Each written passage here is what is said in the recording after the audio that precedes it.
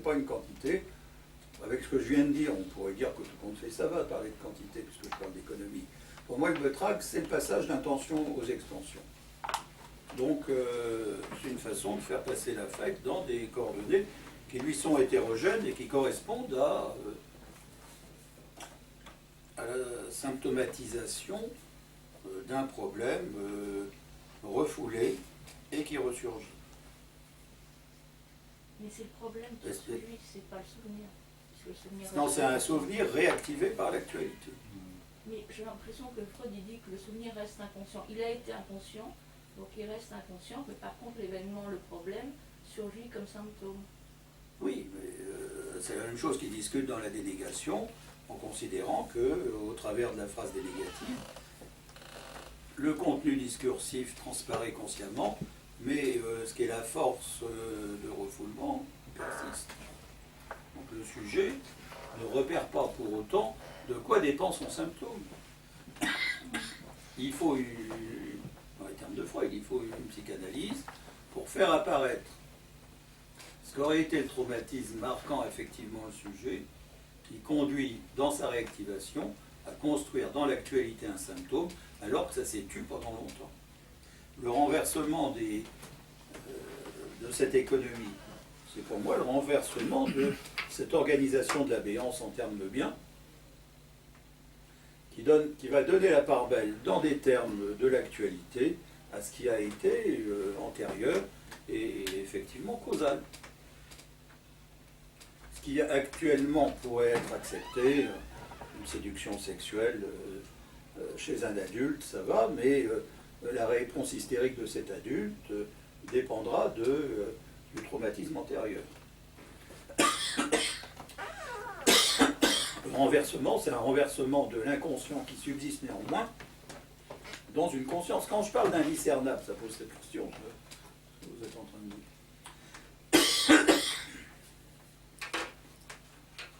Je dis systématiquement que les opposés ne sont pas annulés, ils ne sont pas simplement identifiés, ils sont mis en continuité d'une manière neuvienne, on contourne l'opposition, c'est plutôt ça ma conception, tout en la maintenant. Dans le meilleur des cas, le contournement. Là, ce n'est pas un contournement, c'est une transposition pure et simple dans des conditions inadéquates. Sachant que, bon, ça c'est l'explication freudienne signifiante et sexuelle, hein. Signifiante, je le dis avec Lacan.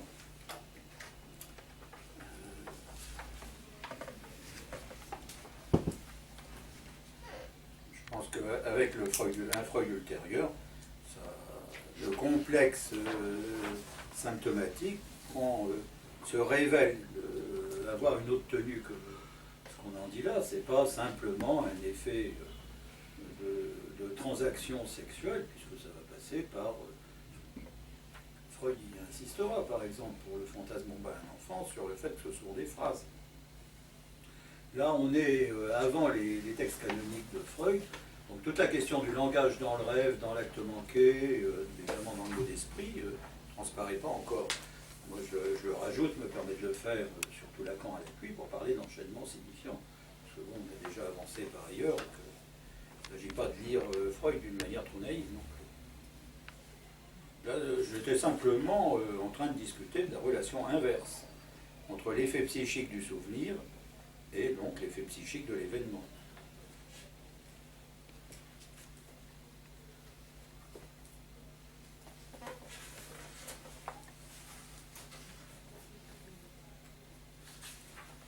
Je lis encore un peu, puis je vais passer à l'épigénétique. Donc tous les événements postérieurs à la puberté, auxquels il faut attribuer une influence sur le développement de la névrose hystérique et sur la formation de ses symptômes, ne sont vraiment que des causes concurrentes, selon la terminologie de Freud, agents provocateurs, comme disait Charcot, pour qui l'hérédité nerveuse occupait la place que je réclame pour l'expérience sexuelle précoce. Voilà. C'est pour ça que tout à l'heure je mettais le trouble sexuel, l'expérience sexuelle précoce, à la place de la question même de l'hérédité, qui est de l'ordre de ce qui est resté inconscient et qui vaut donc en termes de béance dans ce schématisme, parce que je me permets, en allant au-delà de Freud, de rappeler la fonction même de la signifiance unaire qui n'apparaît pas.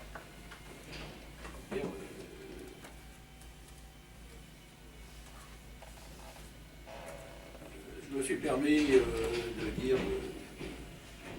l'avant-dernière séance, ça s'est discuté aujourd'hui, la séance, la théorie du pas de pensée. Bon, ça l'a un peu chamboulé, elle qui pense.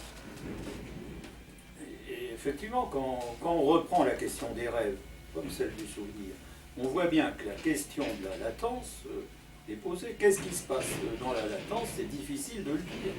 C'est de toute façon dans des termes de conscience que ça apparaîtra.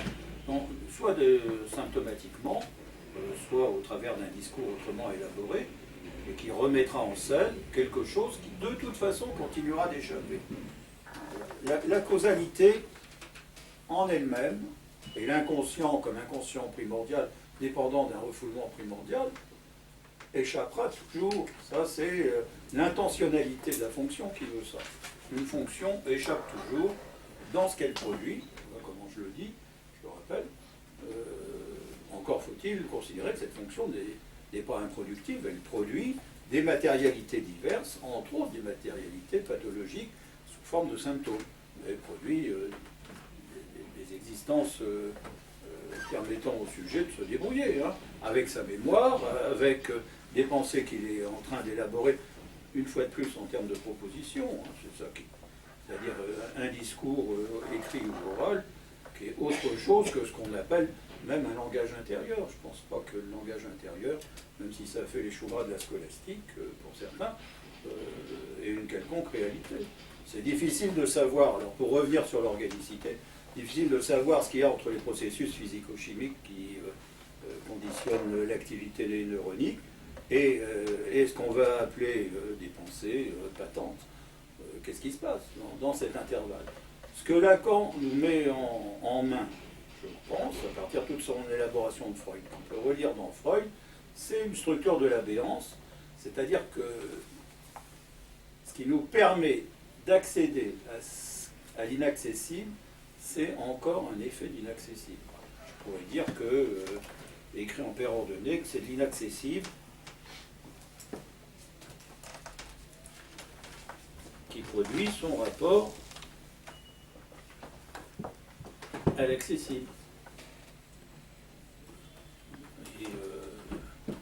Et dans tout ça, le refoulement est là pour le rappeler. C'est bien l'accessibilité qui en impose pour un inaccessible dont il dépendrait et dont il se couperait. La question de la coupure est posée dans des termes variables. Pour la pathologie, c'est une coupure qui fait barrage selon différents modes et fixations.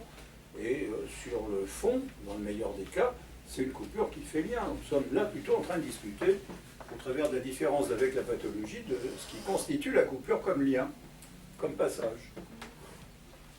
Comme passage de l'insaisissable à la saisie possible. Des termes avec lesquels nous travaillons. Ou ce sont des termes signifiants, ou ce sont des termes matériels. C'est pas tellement différent de ce que dit Freud plus tard, hein, en parlant pour moi de termes signifiants, c'est-à-dire des Wortvorstellungen, vis-à-vis de trucs plus matériels qui sont des Artvorstellungen. C'est l'objet dans sa plus grande extension. Pardon. Oui. Moi, me vient l'idée que, par exemple, en poésie, on essayerait de dire ce qui justement échappe, non?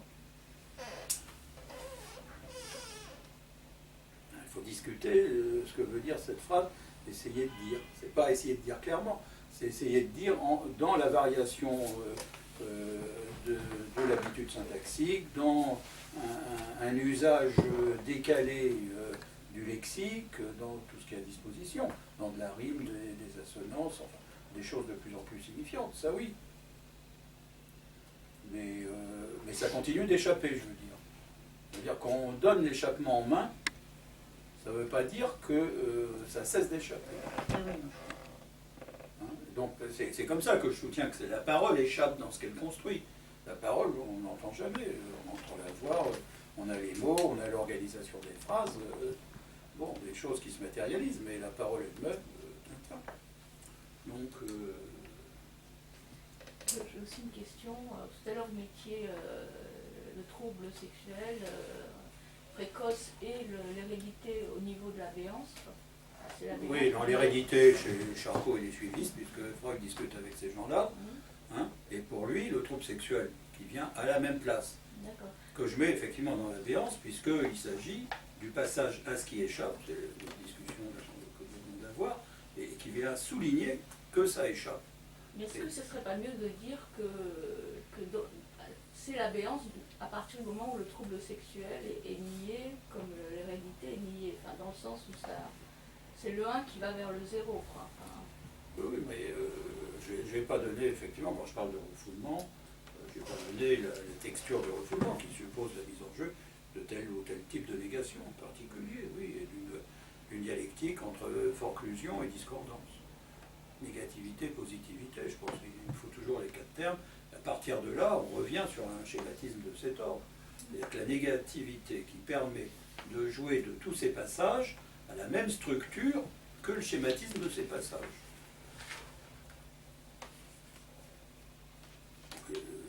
Là-dessus, je suis encore freudien. Et dans l'esquisse, Freud dit que ce qui vaut pour l'ensemble du névraque, c'est ce qui vaut pour un neurone. Moi, je suis bien d'accord. C'est-à-dire un point de structure signifiante et abstraite a la même structure que l'ensemble de la structure qu'on met en jeu dans son développement.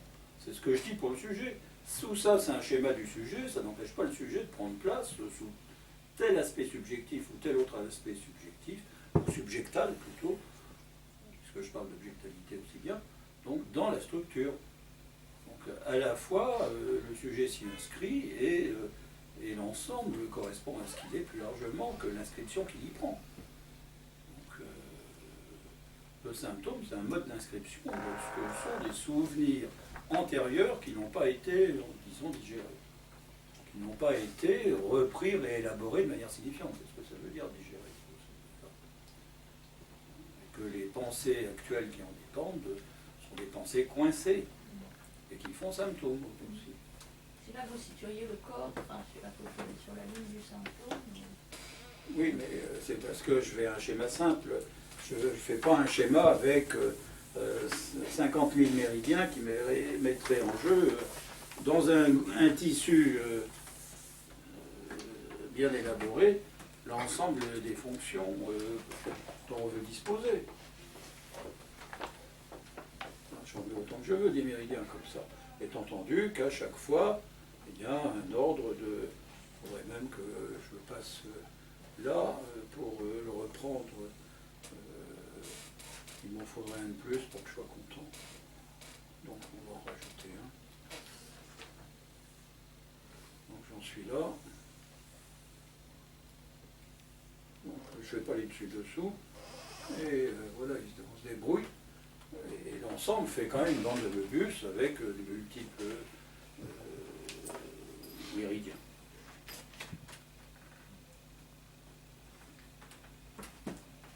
Je l'ai fait au pot, je vais le faire mieux. Hein. Donc effectivement, il manque toujours quelque chose dans ce que je raconte, mais il faut se souvenir de tout le reste. Donc je reprends Lacan pour justement insister sur cette question autour de la valeur de la béance, c'est-à-dire du passage dans le temps, ça me semble important pour parler de signifiant, du passage de ce qu'a été le traumatisme, parce que tout n'est pas forcément traumatisant de ce qu'on a eu à subir dans l'enfance, y compris sexuellement. D'ailleurs, dans les choses que je n'ai pas citées, j'ai cité l'hystérie, mais dans la névrose obsessionnelle, la différence que fait Freud, c'est que l'hystérie est passive, névrose obsessionnelle est active, c'est que le sujet qui a aussi été séduit dans la névrose obsessionnelle y a mis du désir personnel, enfant, et une certaine jouissance. Terme de Freud en français. Je ne sais pas ce qu'il aurait mis en allemand. Genuss sûrement. Donc je reprends Lacan, page 25, hein, c'est à propos de la béance chez Kant, enfin pas de la béance, des grandeurs négatives chez Kant et de la béance de la cause telle que Lacan vient en parler.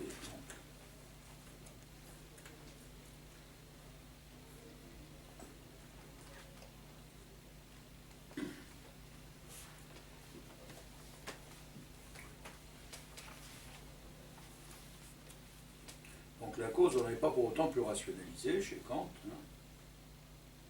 Elle se distingue de ce qu'il y a de déterminant dans une chaîne, autrement dit de la loi.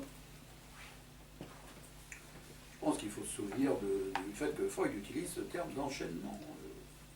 Lacan, qui vient de lire Freud, il dépend aussi du vocabulaire de Freud. Freud parle d'enchaînement, bon, Lacan parle de chaîne, sûrement lié. Bon. Pour l'exemplifier, pensez à ce qui s'image dans la loi de l'action et de la réaction, etc. L'un passant l'autre. Au contraire, chaque fois que nous parlons de cause, il y a toujours quelque chose d'anticonceptuel, d'indéfini. Les phases de la Lune sur la cause des marées. Ou encore, les miasmes sont la cause de la fièvre. Ça aussi, ça ne veut rien dire. Il y a un trou et quelque chose qui vient osciller dans l'intervalle. Bref, il n'y a de cause que de ce qui cloche. Pour le redessiner, mais c'est le même dessin que précédemment.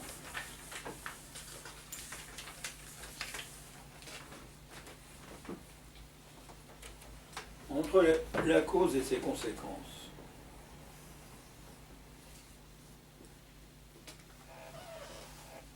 Il y a une béance qui permet de parler de cause comme béance. Enfin, Lacan se le permet. Par rapport à ce que cette cause va produire, ce dont on vient de parler de symptômes.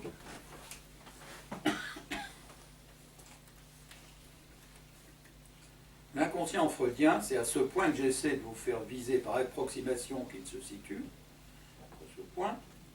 à ce point où, entre la cause et ce qu'elle affecte, alors là, on n'est pas loin de ce que j'ai dit de l'affect Beutral. Hein. La cause est ce qu'elle affecte.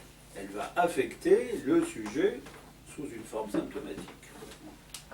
Il y a toujours la clocherie. La clocherie, c'est cette béance. L'important n'est pas que l'inconscient détermine la névrose. Là-dessus, Freud a très volontiers le geste pilatique de se laver les mains. Un jour ou l'autre, on trouvera peut-être quelque chose, des déterminants humoraux, peu importe, ça lui est égal. Car l'inconscient nous montre la béance, par où la névrose se raccorde à un réel qui peut bien, lui, n'être pas déterminé. Dans cette béance, il se passe quelque chose. Cette béance, une fois bouchée, la névrose est-elle guérie? Après tout, la question est toujours ouverte. Seulement, la névrose devient autre, parfois simple infirmité, cicatrice, comme dit Freud, non pas cicatrice de la névrose, mais de l'inconscient. Cette topologie, je ne vous la ménage pas très savamment, etc. Bon, elle est au texte de Freud, voyez d'où il part, de l'étiologie des névroses. Qu'est-ce qu'il trouve dans le trou, dans la fente, dans la béance caractéristique de la cause? Donc on y trouve, fente, béance, quelque chose de l'ordre du non réalisé. C'est ce dont nous parlons. La réalité du réalisé est là. Qu'on prenne cette réalité en termes de réel, d'imaginaire ou de symbolique, il y a des modes de la réalité. Bon, c'est pour ça que moi je parle d'as real, pour distinguer avec du vocabulaire freudien. Hein. Die Wirklichkeit, l'opérativité, l'efficacité. Hein. Das real, c'est le réel, au sens de... où Freud le définit comme inaccessible. Et il y a die psychische Realität.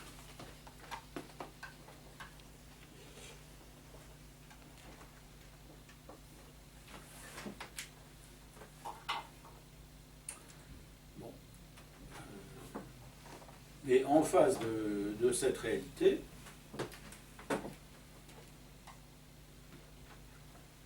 mais dans ce que je tiens à souligner pour moi, en continuité avec cette réalité, il y a du non réalisé.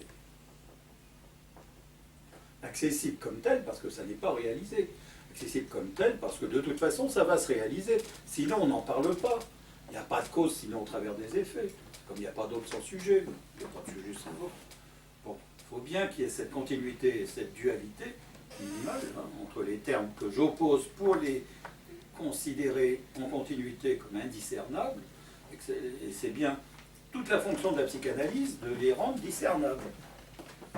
Sans annuler leur indiscernabilité. Indiscernable, ça ne veut pas dire qu'on ne les voit pas, ça veut dire qu'on ne peut pas les distinguer. C'est encore ambigu comme mot. On ne peut pas les distinguer l'un de l'autre. Donc c'est pour ça qu'inconscient et conscience sont tout le temps reliés, que la cause et l'effet sont reliés, c'est ce que vient de dire Lacan, hein, avec action-réaction.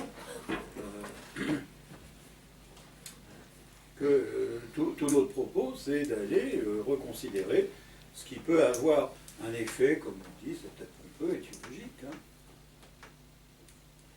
sur des symptômes. Et, de l'étiologie aux symptômes, il y a toujours une béance. C'est-à-dire que c'est le problème de pendant longtemps. Le père qui jouait là, le papa aussi bien. Hein. Je veux dire, c'est pas parce que il a joué son rôle auprès de la mère que pour autant il serait la cause de l'enfantement. Pendant longtemps, je le rappelle, c'était plutôt les esprits qui intervenaient. Donc Lacan, toujours page 25. On parle de refus, c'est aller trop vite en matière. D'ailleurs, depuis quelque temps, quand on parle de refus, on ne sait plus ce qu'on dit. L'inconscient d'abord se manifeste à nous comme quelque chose qui se tient en attente, dans l'air, dirais-je, du non-né. Donc l'inconscient, ici, il est en attente. Pourquoi pas, hein, c'est en quelque sorte, c'est comme la lettre dans la structure du signifiant chez Lacan. Elle est en attente. C'est la lettre gelée. Que le refoulement y déverse quelque chose n'est pas étonnant. Bon, j'aime pas beaucoup cette idée de déverser, mais disons, ce qui se spécialise de cette temporalité de l'attente, c'est devient le déversoir de ce qui ne passe pas à la matérialité. Donc c'est le rapport au limbe de la faiseuse d'ange. Cette dimension est assurément évoquée dans un registre qui n'a rien d'irréel ni de déréel, mais non réalisé. Ce n'est jamais sans danger qu'on va faire muer quelque chose dans cette zone de l'arbre, etc. Et peut-être est-il de la position de l'analyste, s'il y est vraiment, de devoir être assiégé, je veux dire réellement, par ceux chez qui il a évoqué ce monde de l'arbre, sans avoir pu toujours les mener jusqu'au jour. Je l'ai dit tout à l'heure, une mise au jour. Tout discours n'est pas inoffensif, le discours même que j'ai pu tenir ces 10 dernières années trouve là certains de ses effets. Et Lacan va parler de nombril des rêves chez Freud, etc.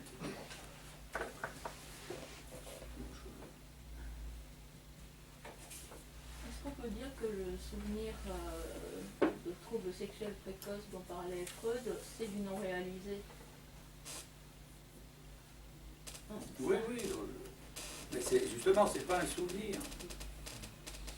C'est un souvenir présent comme inconscient qui n'a pas les qualités du souvenir éveillé que Freud a souligné comme éveillé, du coup. Donc c'est un souvenir refoulé. On est en train de parler de refoulement. C'est ce qui se maintient comme signifiant pour moi. Selon les 3 modes du signifiant, je rappelle, hein, que sont la Vorstellungsrepräsentanz, c'est entendu, la note dans ce séminaire les 4 concepts. Il va parler Wahrnehmungszeichen, de ce qui fait signe, oui, pour jouer de perception, la représentance pour jouer de représentation. Et il n'est pas en question, mais ce qui me semble essentiel chez Freud, la trace qui organise le souvenir. Donc, qu'on ait de la trace, qu'on ait du signe, qu'on ait de la représentance, ça permet au sujet de continuer à vivre, ça c'est sûr. Mais il va manquer le contenu imaginaire qui va se donner comme représentation, comme perception et comme souvenir. Souvenir éveillé, dit Freud. Souvenir conscient. Pour l'instant, c'est une trace mnésique, constitutive de l'inconscient, telle que Freud la situe dans son schéma de l'appareil, schéma du système psychique en termes d'appareil optique. Donc, l'essentiel des lamelles de l'appareil optique de Freud, ce sont des Erinnerungsspuren, des traces organisatrices de souvenirs. Des traces qui vont quand même, comme traces, c'est-à-dire signifiantes comme telles, jouant de la lettre, la trace, le signe, la représentance, pour moi c'est du lettrage, vont organiser ce qu'il en est de la signifiance, de telle façon à ce que les signifiants proprement dits viennent au jour, qui permettront de jouer de cet éveil ou de cette conscientisation de ce qui échappait auparavant, et qui du coup cesse d'échapper. Ça permet à Freud de dire que la conscientisation fait partie du traitement du trouble comme tributaire de l'inconscient, je ne pense pas que ce soit la conscientisation, c'est effectivement la mise en branle signifiante. Sachant qu'il y a toujours quelque chose qui va échapper s'il n'y a pas cette part imaginaire qui vient donner une saisissabilité à ce que la signifiance a d'inaccessible. Donc on peut prendre des choses par l'autre bout, qui serait à la fois, donc avec l'épigénétique, c'est donner raison à Charcot sans démentir Freud. Hein, puisque l'épigénétique s'intéresse à une couche d'informations complémentaires à la génétique qui définit comment les gènes en question vont être utilisés par une cellule ou ne pas l'être. C'est un concept qui dément en partie la fatalité des gènes.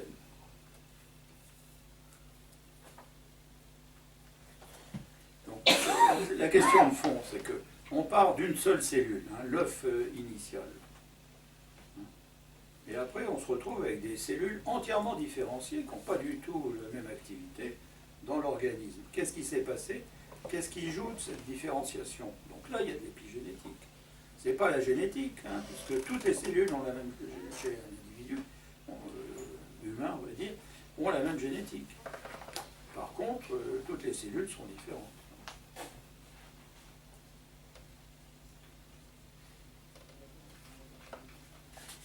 Donc l'épigénétique permet d'expliquer comment des traits peuvent être acquis et éventuellement transmis d'une génération à l'autre. Alors j'aime pas beaucoup les expériences de souris sur des souris dont on va tirer des conclusions pour l'homme, mais il n'empêche que un traumatisme, on va suivre Freud, hein, un traumatisme dans le jeune âge d'une souris va se transmettre, même d'une manière paternelle, au moins dans les 2 générations suivantes. D'une manière traumatisante, la réactivité des souris sera différente, leur biologie aussi, en termes de glucose, etc. D'après certaines études. Bon. Hein, je sais pas, on a la queue. Les souris, elles sont toujours traumatisées dans les labos. Oui, on lui montre une photo de chat. Bon. Non, mais non, ça se transmet même si c'est une création in vitro. Et les autres, donc, sans aucun rapport avec les géniteurs, et même la manière la plus artificielle qui soit, on peut dire, il y a quand même des caractères acquis qui vont se prolonger, même si ça ne dure pas toujours, parfois oui, ça peut se maintenir, et définitivement acquis. Hein. Est-ce que c'est ça quand on la met en présence des parents ou Mais non, je vais dire que non, puisque c'est une fabrication in vitro de la souris. Oui. Non, mais non, il n'y a pas besoin, ça se voit, il ne faut pas me demander d'entrer là-dedans. Mais bon, il y a les références hein, dans tous ces articles-là.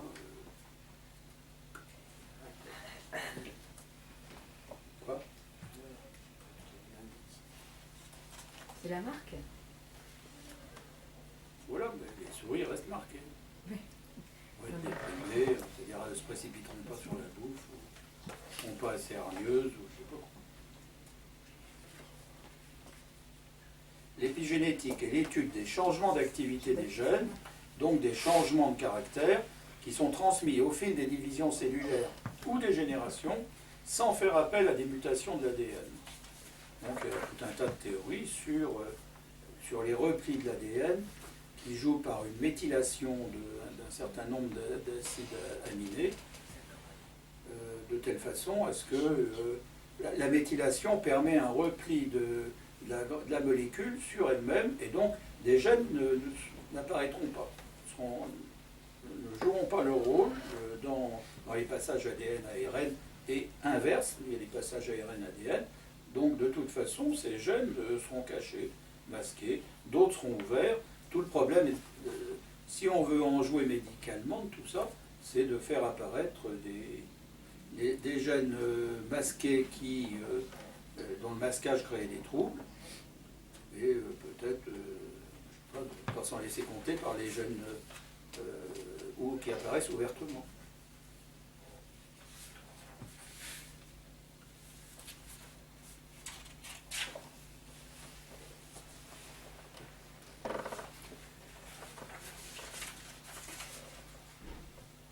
Donc, il y a une métaphore pour l'épigénétique qui me